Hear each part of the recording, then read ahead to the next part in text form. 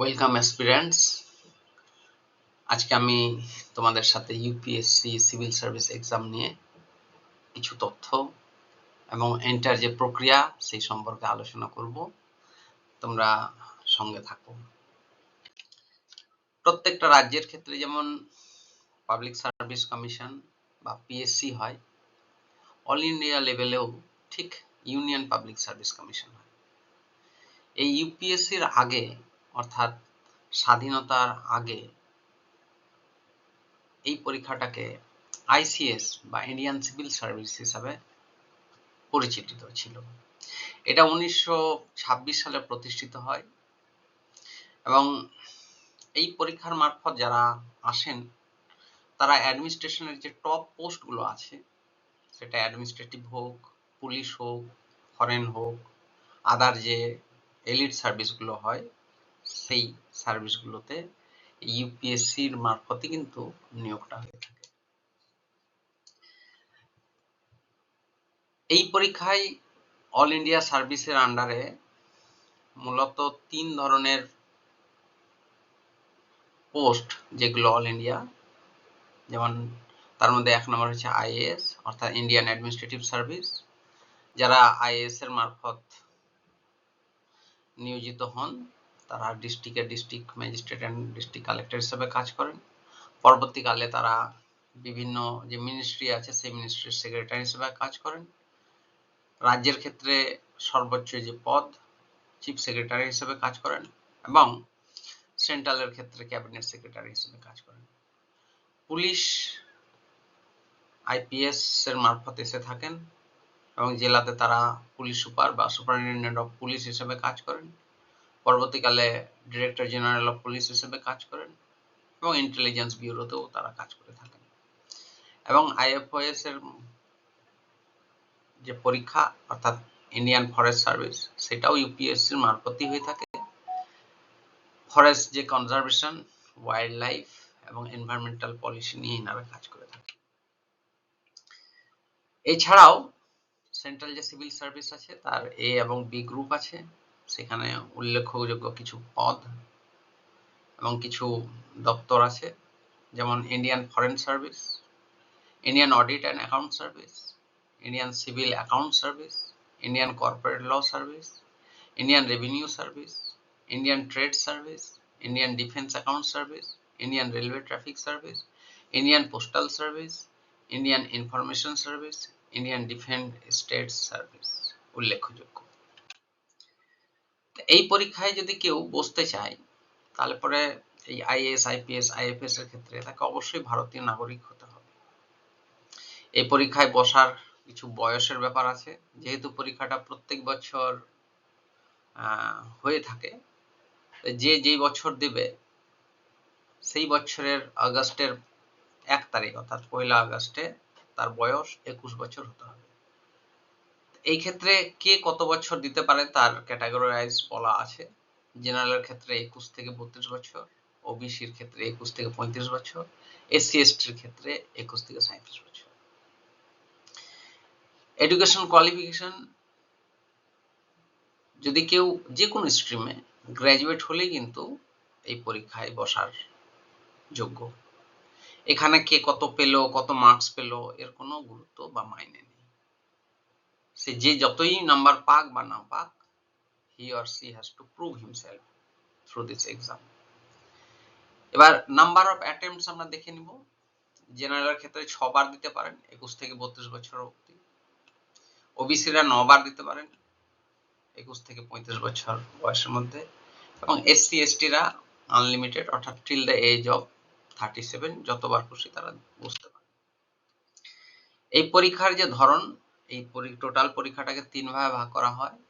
প্রথম যে স্টেজ বা প্রথম যে ধাপ সেটা হচ্ছে প্রিলিমিনারি এক্সাম। এই প্রিলিমিনারি এক্সামটা আবার দুভাগে বিভক্ত। এক হচ্ছে পেপার 1, সেটা হচ্ছে জেনারেল স্টাডিজ 200 মার্কসের, এবং পেপার 2 সেটাও কোয়ালিফাইং মার্কস, এখানে 33% পেলে পরেই হয়ে যায়। আর মেরিটের ক্ষেত্রে অর্থাৎ কোয়ালিফাই করার জন্য জেনারেল স্টাডিজের যে মার্কস আছে সেটাই বিবেচিত হয়।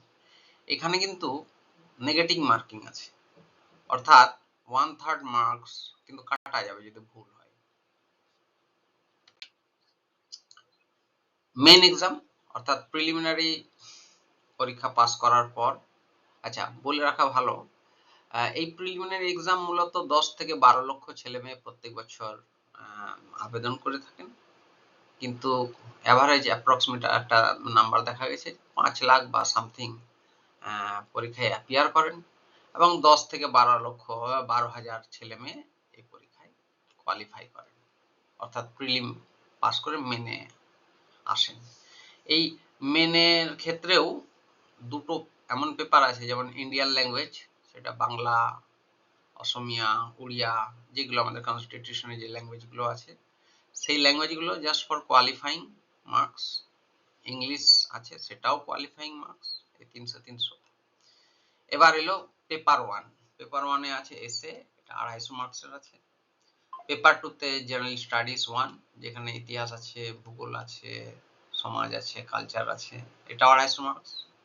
পেপার 3-তে জেনারেল স্টাডিজ 2, এখানে পলিটি আছে, গভর্নেন্স আছে, কনস্টিটিউশন, ইন্টারন্যাশনাল রিলেশন আছে, 250 মার্কস।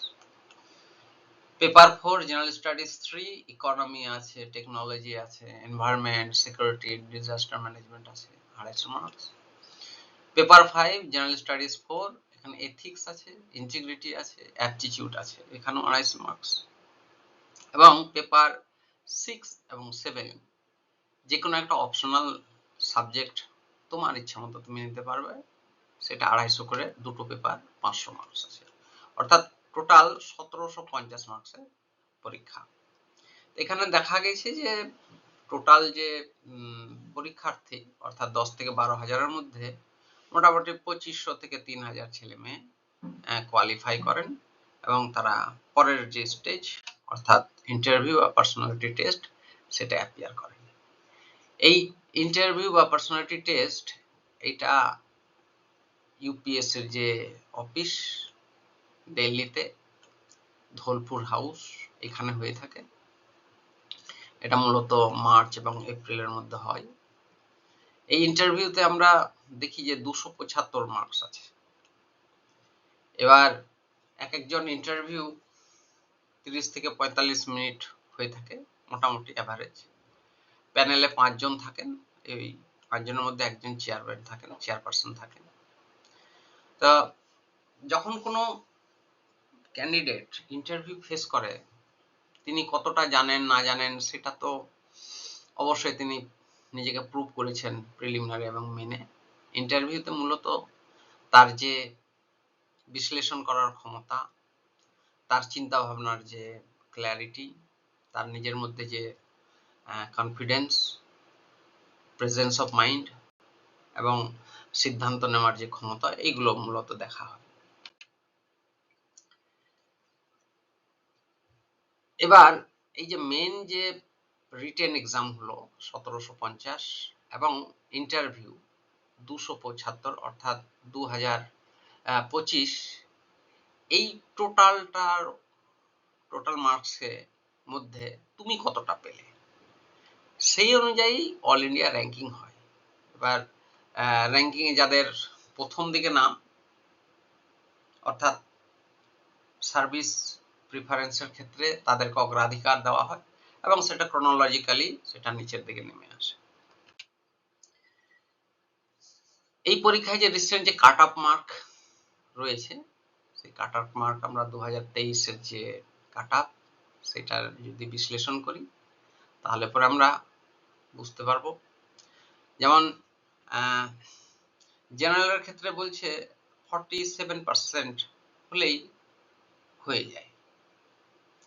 ওবিসির ক্ষেত্রে বলছে যে 45 সামথিং পেলেই হয়ে যাবে। এসসির ক্ষেত্রে 44 পেলেই হয়ে যাবে। এসটির ক্ষেত্রে 44, প্রায় 44 পেলেই হয়ে যাবে। ইডব্লিউএস এর ক্ষেত্রে 45 থেকে 46, এইরকম পেলেই অবশ্যই হয়ে যাওয়া উচিত, যে ট্রেন্ড বলছে। এবার আমরা দেখে নিব যে এর টাইম লাইনটা কি আছে। প্রথমে নোটিফিকেশনটা হয় ফেব্রুয়ারির দিকে, তারপর প্রিলি এক্সাম যেটা হয় সেটা মে জুনে হয়, প্রিলিমের রেজাল্ট জুলাই নাগাদ বেরিয়ে যায়, মেন এক্সাম সেপ্টেম্বর থেকে অক্টোবরের মধ্যে হয়ে যায়। এবার মেনের যে রেজাল্ট সেটা ডিসেম্বর জানুয়ারির মধ্যে হয়ে যায়। তারপর ইন্টারভিউ মার্চ থেকে এপ্রিলের মধ্যে হয়, ফাইনাল রেজাল্ট মের মধ্যে কমপ্লিট হয়ে যায়। এই হচ্ছে টোটাল প্রসেস। শুনতে কত সহজ মনে হচ্ছে, কিন্তু আদতে ততটা সহজ নয়, কিন্তু খুব যে কঠিন সেটাও নয়। যদি খুব কঠিন হতো তাহলে কি করে এত এত প্রতি বছর ছেলে মেয়েরা পাস করছে? নিশ্চয়ই কঠিন আছে। ইউপিএসসি মানে শুধু পরীক্ষা নয়, এটা টেস্ট অফ ইওর ধৈর্য, তোমার পেশেন্স, তুমি কতটা পেশেন্স নিয়ে যে কোনো সমস্যার সমাধান করতে পারো, তুমি তোমার ইফোর্ট এবং তোমার পরিশ্রম কতটা কনসিস্টেন্ট, তুমি তোমার নিজের প্রতি কতটা ডিলিজেন্ট, এই সব কিছুরই টেস্ট। তো যারা ইউপিএসসি নিয়ে খাটতে চাইছো তারা এখন থেকে শুরু করে দাও। আমার যেটা মনে হয় 11-12 থেকে যদি শুরু করা যায় খুবই ভালো, আর না হলে ফার্স্ট ইয়ার থেকে অবশ্যই শুরু করো। যারা এই পরীক্ষায় পাস করেন তারা আগামী দিনগুলোতে রাজ্য তথা দেশের যে ভবিষ্যৎ এবং সাধারণ মানুষের পরিষেবা তারা করে থাকে। যাই হোক, তোমাদের সামনে এটা উপস্থাপন করলাম। Wish you all the best. I hope তোমরা আগামী দিনে আমাদের গর্বে বুক ভরে তুলবে। সবাই ভালো থাকো, সুস্থ থাকো। Thank you so much.